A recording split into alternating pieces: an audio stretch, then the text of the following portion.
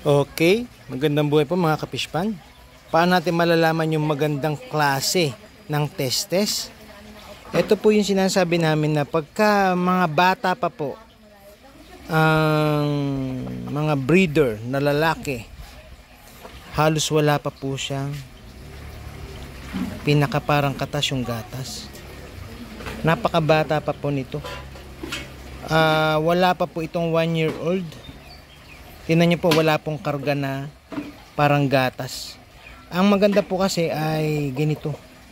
Yan. Kitang-kita niyo po, napakadintog niya. Na napakarami po niyang parang katas na gatas sa loob.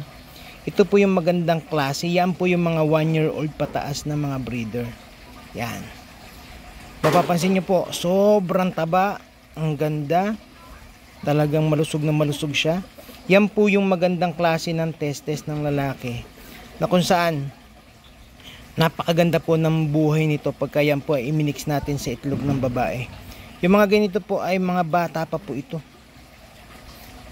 Ito medyo pwede na to, pero hindi siya ganun kaganda katulad ng mga puting-puti na ganito. Tapos ito pa po yung mga iba pa. Yung mga batang bata talaga, yung kasalukuyan pa lang na tumatanda pa lang yung breeder na lalaki.